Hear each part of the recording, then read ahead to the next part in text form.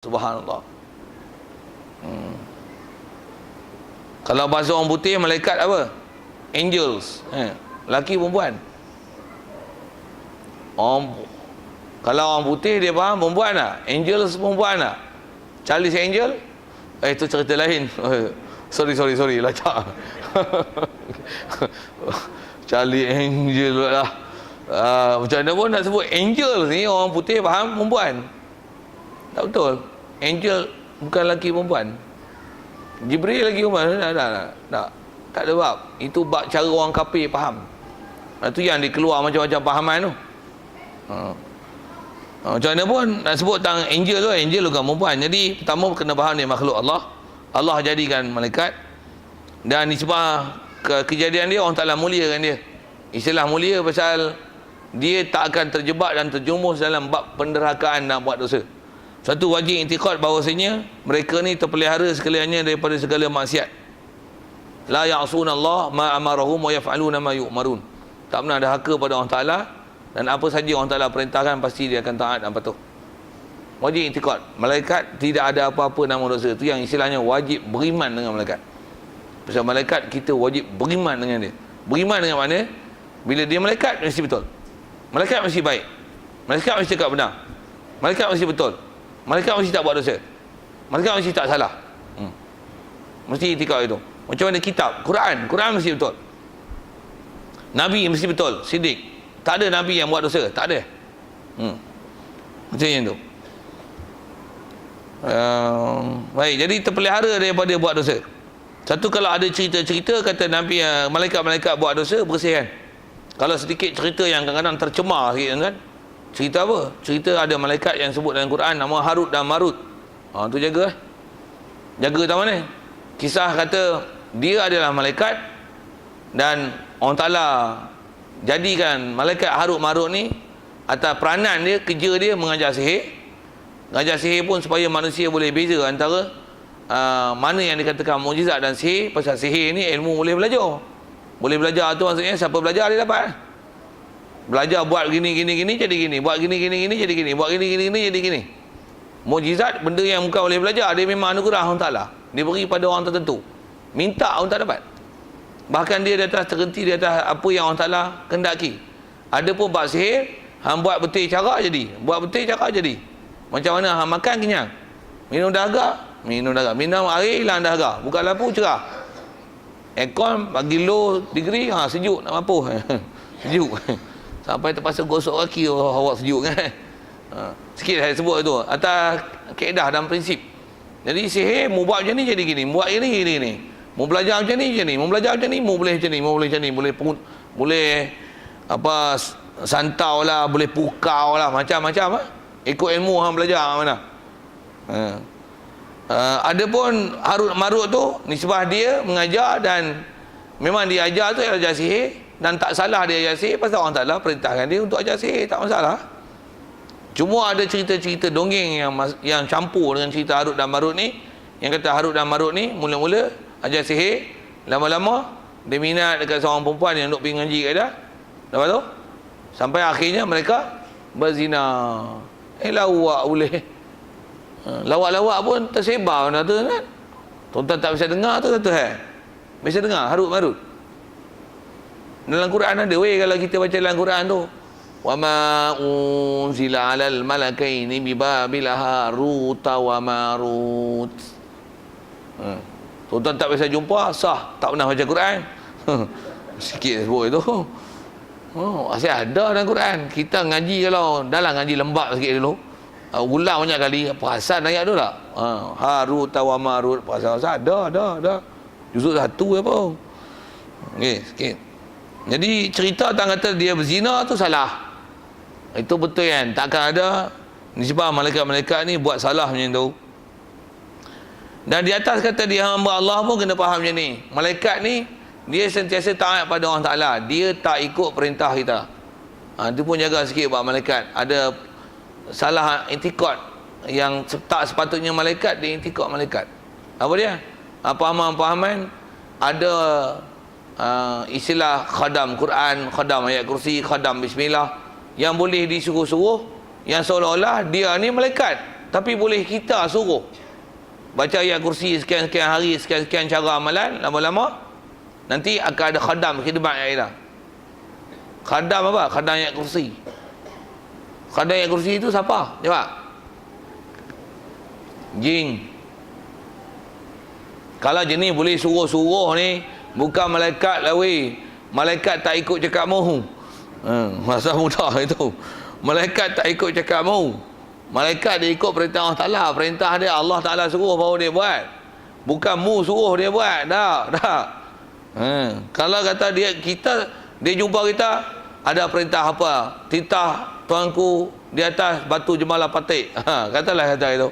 Tak kata bahasa sumpama tu kan lah, tak lagi macam mana pun. Tapi maksudnya dia sedia beri khidmat kat kita. Jin bak hantu raya, botak sikit, telanjang, toyo. Besar sikit, hantu raya. Duduk atas pokok, mengilai, langsung. Tu semua jin tu. Jin. Tengok comel sikit, pari-pari. Orang budian. Untuk pergi nikah pula.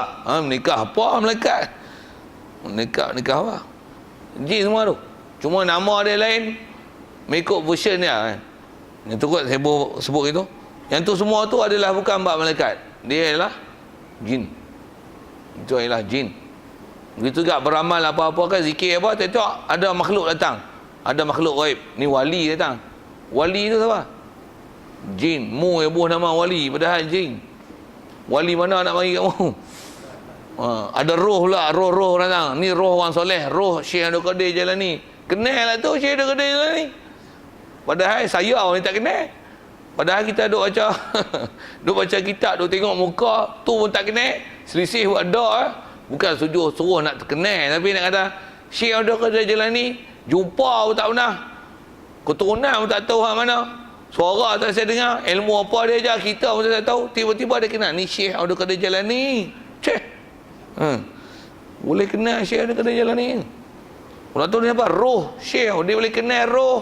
Dia boleh beza roh. Dia boleh beza malaikat. Dia boleh beza jin. Terror. Tak ada. Roh panggil tak mari kan. Kalau datang tu boleh bercakap sembang tu bukan malaikat tu. Jin. Satunya dalam bab-bab macam ni, orang kita selalunya banyak tertipu. Terutama orang yang istilahnya ilmu perubatan ni. Begitu juga ilmu mempertahankan diri. Begitu juga ilmu-ilmu tarikat. Biasanya terkecoh dan tertipu dalam bab ni. Bahkan Tok Bomo, kalau buah pergi ke Bomo tu, orang yang terlibat dengan ilmu perubatan. Begitu juga perubatan tu kadang-kadang zaman ni bunyi dia macam perubatan alternatif Islam. Bunyi ayat Quran, berabuk bulu kalau mulut. Baca ayat Quran. Tapi sekali dia boleh repair. Betul skru ke? Main attack itu lah. Boleh berasa lah tu orang. Berasa lah. Siapa lagi rasa lah? Dia kata limpahan kurnia Allah Ta'ala beri. Tai kucing tu. Jin tu kan. Limpah kurnia apa tu? Kalau itu perubatan cara Islam kan? Kalau itu perubatan cara Islam, tentulah orang yang pakar-pakar. Saya ngaji Tok Guru bagi hujah gini. Tentulah orang pakar-pakar ni semua Tok Guru dan ahli ulama'. Tapi tak ada Tok Guru ahli ulama' berubat itu. Hak berubat itu semua tak kerti apa. Kerana masjid tak pergi, Jumaat tak sembahyang. Aurat tak tutup, baju berubat tak pakai. Ulah tu merokok kuat. Merokok. Tapi hak tu duk berubat je tu. Duk repair. Boleh tukar jantung. Ambil jantung lain lah, gibuh lah. Bayar apa? 2,000. Dia kata jimat sikit, metro 10,000. Macam-macam kan. Saja nak ke sana sikit pasal masyarakat kita bab ke malaikat ni tak ada masalah, tapi dia terkecoh. Dia faham benda gaib macam tu betul. Dia faham gaib ya betul. Tu Melayu ni aci gaib ya betul. Ambil telur gosok badan, jarum lah apa keluar.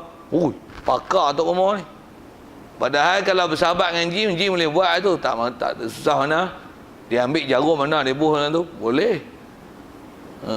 Kita tengok aci gaib pelik sikit. Beratur orang Melayu ni. Pasal dia faham ke malaikat, pasal dia faham benda gaib. Malaikat tu. Ni limpah kurnia Allah Ta'ala, dia faham tu.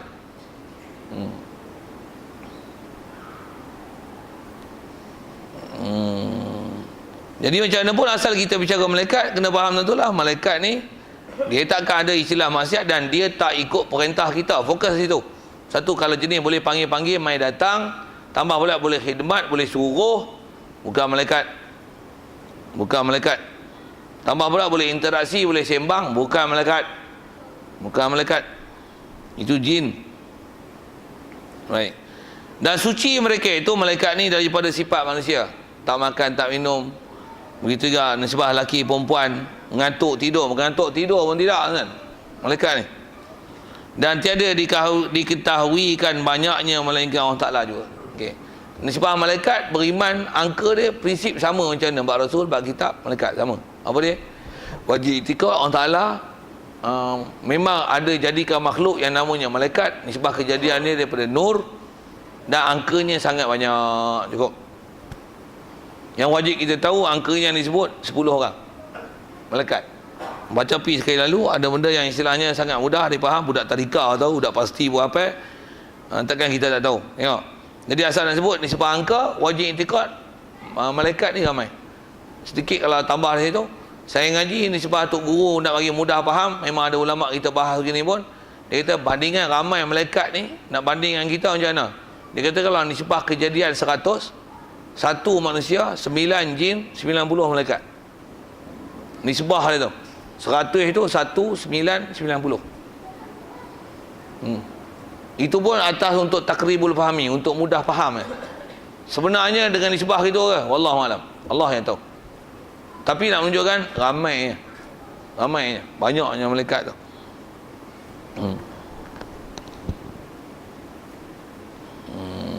Baik. Dan setengah daripada mereka itu, setengah maknanya sebahagian adalah Jibril dan Mikail dan Israfil dan Israel dan sekalian yang 4 yang kepala segala malaikat. Jadi Jibril, Mikail, Israfil, Israel. Rasa budak-budak pasti pun tahu tu, saya tak urai. Cuma jangan ada ayat-ayat kepada malaikat ni, ayat-ayat pelekeh, perhina. Selalunya ada ayat pelekeh Tan Jibril. Ada orang kata gini kan, ayat tu tak sepatutnya dia cakap. Jibril memang antara kerja besar dia bawa wahyu, betul tak? Lah ni ada dia bawa wahyu lagi kat siapa-siapa. Pasal tak ada Nabi lah. Jangan buat ayat ni. Jibril pencen lah ni. Mana sport. Jangan ada cakap itu.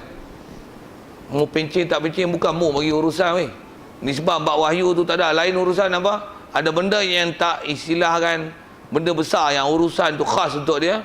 Yang kita tak dimaklum yang benda tu, diam. Terus simak. Pencen tak pencen jangan buat pasal itu. Kalau tujuan untuk pelekeh, perhina, polok, jatuh je. Akidah. Diam lah benda-benda pasal kita keedah kita, adab kita, nama-nama yang mulia, malaikat, nabi, rasul. Itu juga nama-nama kitab. Nama-nama mulia ni bukan boleh pelekeh. Sebut dengan mulia. Malaikat Jibril tu. Musuh pun salah lah. Apa malaikat Mikail ni duk bagi orang aja. Hujan aku kebun aku tak kena hujan boleh. Kena buat apa saya? Quran sebut kata apa? Man kana aduwwan li Jibril wa Mikal fa innallaha aduwwul lil kafirin. Siapa-siapa yang memusuhi Jibril dan malaikat Mikail. Siapa yang musuh, tak suka dengan Jibril. Jibril ni turun wahyu apa tu, kena sembahyang, kena puasa, kena ni. Dia tak suka. Isyarat Quran sebab apa? Innallaha aduwwul lil kafirin. Allah Taala memusuhi kafir. Apa faham tu? Maksudnya benci Mikail, benci Jibril, kafir tu. Itu maksudnya. Innallaha aduwwul lil kafirin. Siapa kafir tu? Kafir dia adu, dia musuh, dia seteru, dia tak setuju dengan Mikail, tak setuju dengan Jibril. Satu tak boleh nak bahasa-bahasa kan buruk pada memang ni.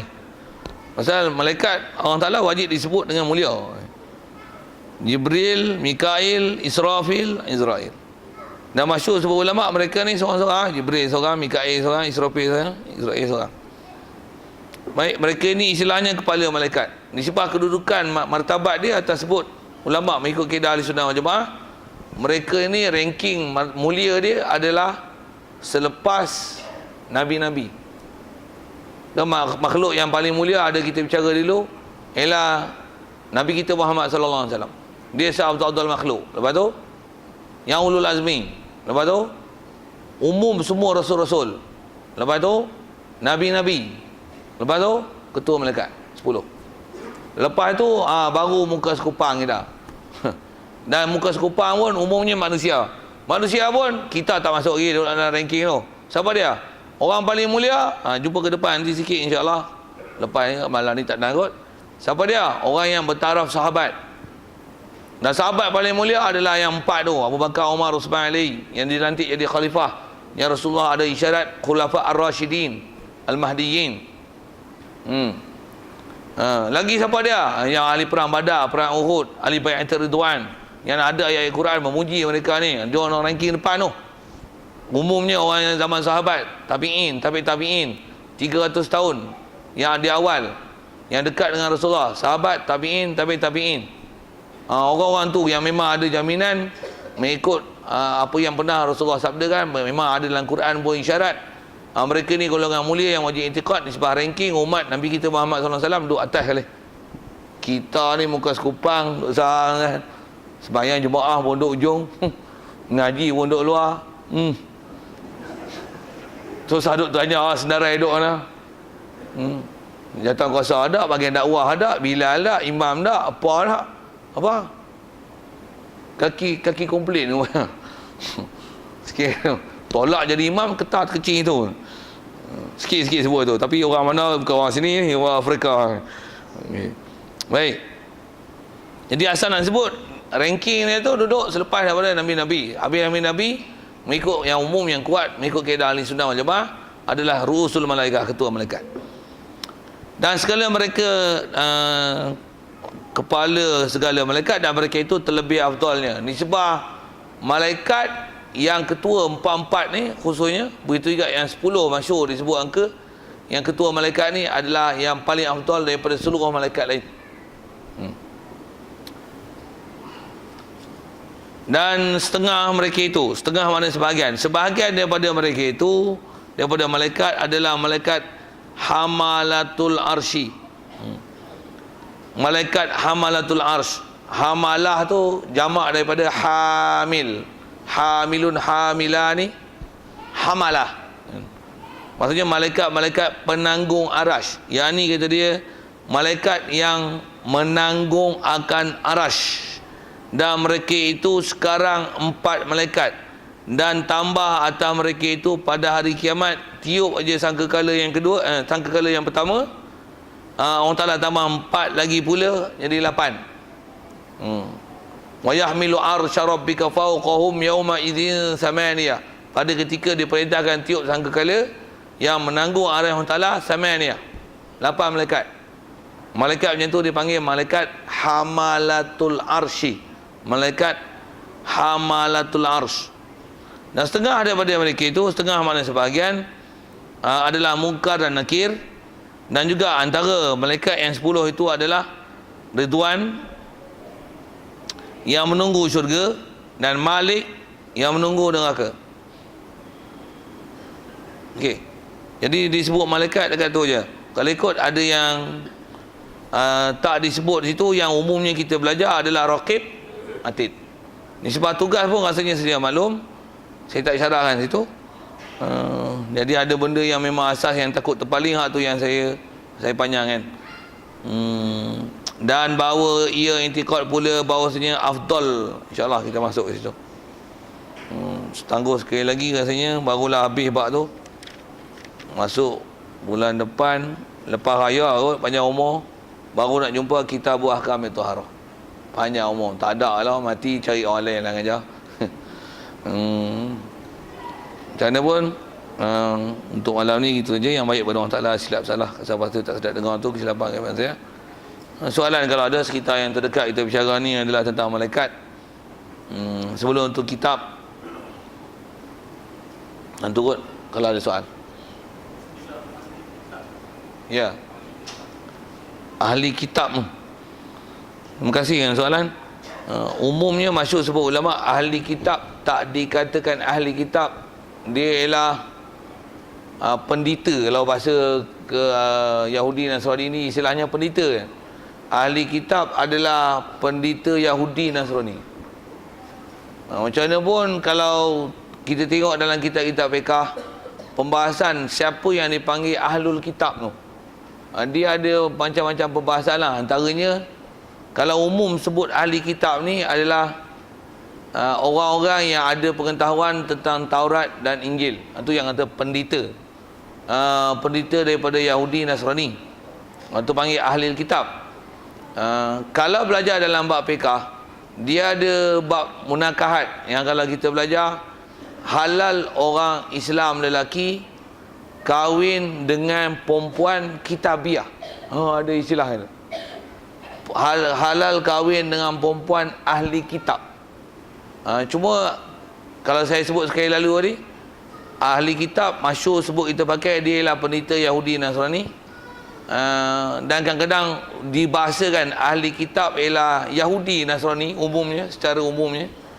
Kalau dalam kitab-kitab fiqh, begitu juga kalau dalam bab-bab khas, bila sebut ahli kitab, khususnya dalam bab orang lelaki yang Islam boleh kahwin dengan orang perempuan ahli kitab, tak dikatakan ahli kitab tu yang orang lelaki boleh kahwin perempuan ahli kitab ni, melainkan mestilah kitab ni dia ialah pengikut kitab Taurat dan Zabur, kitab Taurat ataupun Injil yang asli, yang memang daripada keturunan Bani Israel, yang memang mereka ni pun dah berketurunan sejak daripada Bani Israel yang turun Taurat pada zaman Nabi Musa, dan Bani Israel yang turun Injil pada zaman Nabi Isa.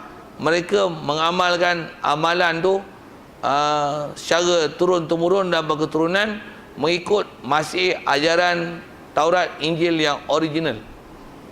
Yang ni masyhurnya dipanggil orang Kristian dan Yahudi yang ortodoks. Bahasa-bahasa macam tu lah. Macam mana pun asal sebut ahli kitab, dipanggil perempuan kitabiah hanya untuk orang Bani Israel yang ikut Taurat Injil yang asli macam ni. Tu ahli kitab kalau bahasa dalam bab fiqh.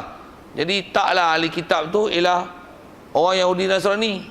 Sampai nanti salah hukum, orang Islam lelaki boleh kahwin mana-mana orang perempuan yang Kristian. Yang buat silap tu. Tu silap. Jadi itu yang kata kalau atas nama umum ahli kitab tu, makna tadi memang ada tempat ahli kitab diistilahkan Yahudi saja, ada yang Nasrani, dan ada diistilahkan pendeta dia. Ada tempat yang khususiat, memang makna khusus macam sebut tadi, yang kata tak dikatakan ahli kitab ataupun perempuan kitabiah itu, melainkan mesti daripada Bani Israel yang mengikut Taurat dan Injil yang asli, yang berketurunan mengikut ajaran tersebut sampai sekarang. Yang tu kalau makna khusus. Kalau makna umum Yahudi Nasrani, yang tu kot rasa jelasan tu. Wallahu a'lam. A'udzubillahi minasyaitonirrajim. Bismillahirrahmanirrahim. Allahumma nawwir qulubana min nuri hidayatika kama nawwartal arda min nuri syamsika abadan abada bi rahmatika ya arhamar rahimin. Warzuqna fahman nabiyyin wa hifdzal mursalin wa ilhamal malaikatil muqarrabin wa sallim tasliman ala jamil anbiya'i wal mursalin walhamdulillahi rabbil alamin. Ada sedikit pengumuman. Ada ustaz di hadapan ni, Ustaz Abdul Halim namanya.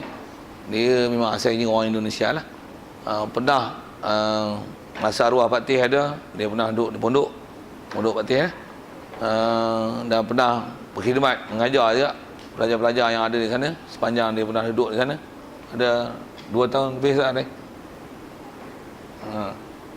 Dalam setahun lebih pernah duduk di sana, dah pernah khidmat mengajar. Jadi dia dalam perjalanan nak ke Kuala Lumpur. Jadi kalau ada tuan-tuan yang nak beri sikit bantuan kepada beliau, pasal dia kurang upaya sikit, boleh beri cara langsung kepada dia lah. Ustaz tu ada, kalau tuan-tuan nampak depan tu ada orangnya. Mudah-mudahan ada sedikit bantuan boleh diberi kepada dia, insya-Allah. Wallahu a'lam. Assalamualaikum warahmatullahi wabarakatuh.